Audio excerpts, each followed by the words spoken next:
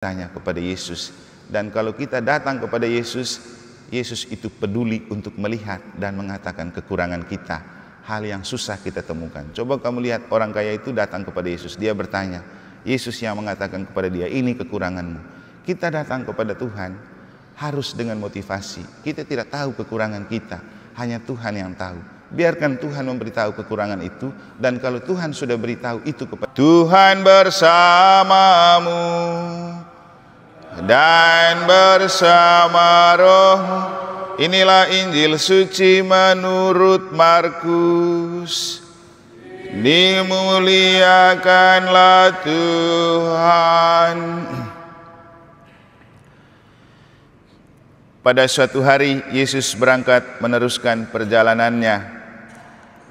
Maka datanglah seorang berlari-lari mendapatkan dia, dan sambil bertelut di hadapannya ia berkata, sambil bertanya, Guru yang baik, apa yang harus kuperbuat untuk memperoleh hidup yang kekal? Yesus berkata kepadanya, mengapa kau katakan aku baik? Tak seorang pun yang baik selain Allah. Engkau tentu mengetahui segala perintah Allah. Jangan membunuh, jangan berzinah, jangan mencuri, jangan mengucapkan saksi dusta, dan jangan mengurangi hak orang. Hormatilah ayahmu dan ibumu. Kata orang itu kepada Yesus, Guru, semuanya itu telah kuturuti sejak masa mudaku. Tetapi Yesus memandang dia dan menaruh kasih padanya, lalu berkata kepadanya, hanya satu lagi kekuranganmu. Pergilah, jualah apa yang kau miliki, dan berikanlah itu kepada orang-orang miskin. Maka engkau akan memperoleh harta di surga. Kemudian datanglah kemari dan ikutilah aku. Mendengar perkataan Yesus, orang itu menjadi kecewa lalu pergi dengan sedih, sebab banyaklah hartanya. Lalu Yesus memandang murid-muridnya di sekelilingnya dan berkata kepadanya, alangkah sukarnya orang yang beruang masuk ke dalam kerajaan Allah.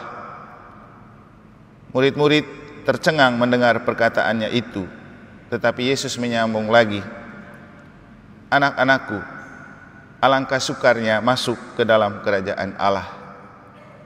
Lebih mudah seekor unta melewati lubang jarum daripada seorang kaya masuk ke dalam kerajaan Allah. Para murid semakin gempar dan berkata seorang kepada yang lain, jika demikian, siapakah yang dapat diselamatkan? Yesus memandang mereka dan berkata, bagi manusia hal itu tidak mungkin, tetapi bukan demikian bagi Allah. Sebab bagi Allah segala sesuatu adalah mungkin.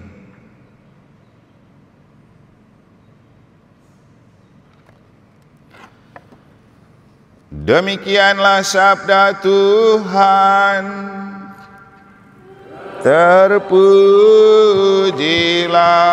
Kristus.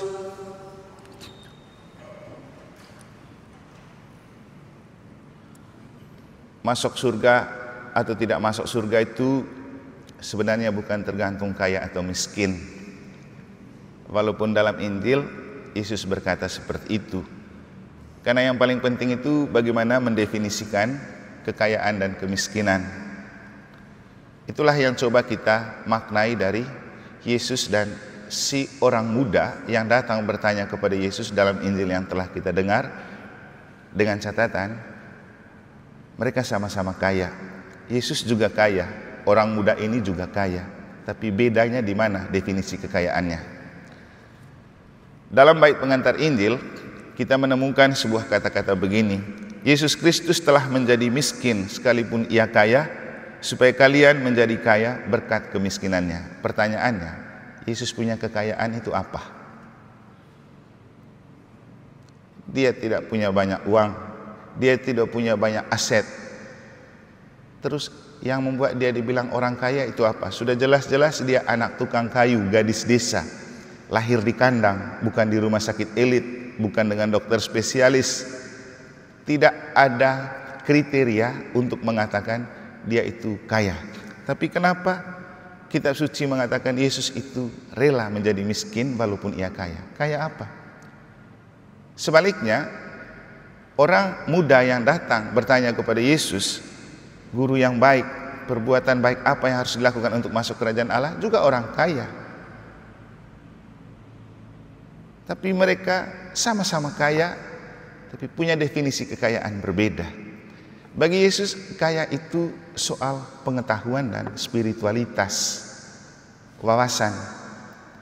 Bapak Ibu, Anda sering di Mataram apalagi ya, sering datangkan narasumber hebat dari luar kan, karena punya wawasan dan pengetahuan, rela bayar mahal. Karena dia punya kekayaan pengetahuan.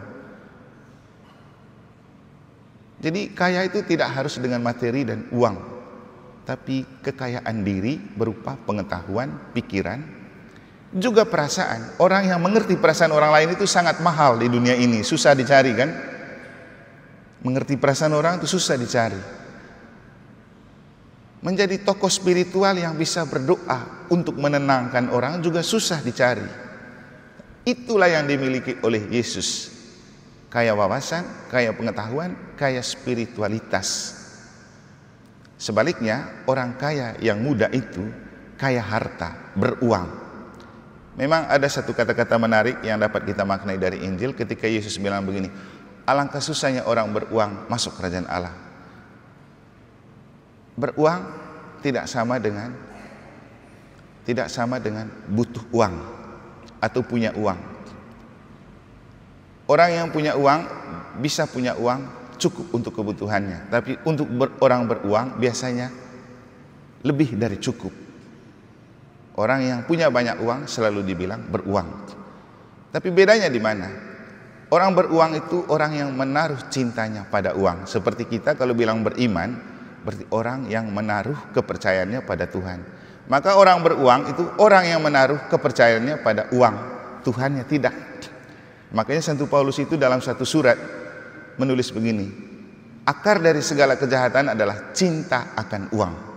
Bukan uang tidak penting, tapi menempatkan uang sebagai cinta pertama sampai lupa Tuhannya. Dan banyak di antara kita yang demi cari uang lupa Tuhannya, karena uang dijadikan pertama dan utama. Kenapa tidak ke gereja? Lembur. Kenapa tidak gereja? Cari uang, tidak ada uang. Padahal kita punya banyak waktu untuk itu. Kenapa? Uang jadi Tuhan. Jadi orang beruang yang dimaksud adalah orang yang menaruh hidupnya pada uang dan lupa Tuhannya. Tapi orang yang punya uang dan butuh uang, uang itu sarana untuk dia memenuhi kebutuhan. Jadi mungkin lebih sederhananya begini. Kenapa Santo Paulus bilang akar dari segala kejahatan itu cinta akan uang? Karena yang dijadikan tujuan cinta itu adalah uang. Padahal uang itu sarana untuk kita bisa mencintai. Jadi uang itu lebih pada sarana, bukan tujuan cinta. Yang jadi masalah, uang dijadikan tujuan cinta dan Tuhan dijadikan sarana. Terbalik kan? Nah, kita kembali ke definisi kekayaan. Jadi kaya itu sebenarnya tidak perlu secara material, punya uang, beruang atau bermateri banyak. Yang paling penting itu punya wawasan, punya gagasan, punya hati. Karena Tuhan menciptakan kita dengan 3 kekuatan besar. Hati nurani, akal budi, kehendak bebas. Itulah 3 kekuatan yang menjadi kekayaan terbesar dalam diri kita. Dan Bapak Ibu, kita yang jadi rohaniwan itu kekuatan kita.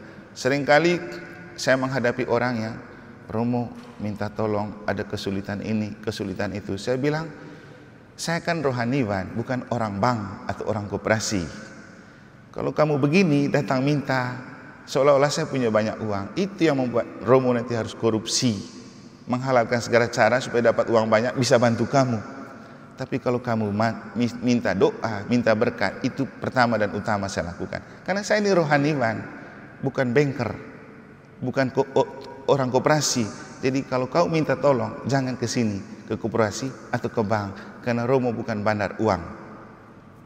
Ini hanya untuk menjelaskan saja bahwa kekayaan kami para Romo ini bukan pada materi. Walaupun kamu lihat penampilannya begitu ya karena umat kasih juga kan, kita ulang tahun kamu beli ini beli itu. Tapi sebenarnya kekayaan utama kami itu adalah spiritualitas, pengetahuan, wawasan. Makanya kami Romo ini sebenarnya lebih sebagai inspirator dan motivator serta influencer. Itu yang lebih penting. Kami punya gagasan, kami bagi. Kami punya spirit, kami bagi. Kenapa saya lebih suka ajak kamu banyak misa dan doa? Karena itulah spesialisasi kita. Jadi Bapak Ibu, mari kita melihat kekayaan tidak hanya secara duniawi dan material. Karena kalau kita melihat kekayaan secara duniawi dan material, itu terbalik di dalam kerajaan Allah. Bukan itulah definisi kekayaan di hadapan Tuhan. Tapi ketika kita punya hati, ketika kita punya pikiran untuk orang, hati untuk Tuhan. Dan inilah yang menjadi kekurangan terbesar orang kaya yang dikisahkan dalam bacaan Injil. Yesus bilang hanya ada satu kekuranganmu. Jualah harta milikmu kepada orang miskin, bagikanlah itu dan engkau datang mengikuti aku. Jadi logikanya begini. Dia akan kaya. Kalaupun dia berbagi, pasti dia juga tidak akan kekurangan kekayaan itu. Karena Tuhan tahu siapa yang memberi satu akan mendapat 100 kali lipat. Yang jadi masalah adalah dia tidak percaya bahwa dia dengan memberi dia menerima banyak. Bapak Ibu, ada banyak orang yang kadang-kadang dia percaya dengan dia memberi dia menerima banyak. Tapi juga ada bahayanya kalau teman-teman gereja lain yang penting dia store perpuluhan, tidak perlu dia ke gereja. Itu juga salah. Gereja Katolik tidak begitu. Anda paling penting bukan beri perpuluhan, beri diri datang kepada Tuhan, datang misa, membuka diri kepada Tuhan, membiarkan Tuhan masuk dalam sabdanya dan tubuhnya. Itu jauh lebih penting. Kenapa misa itu penting untuk kita datang?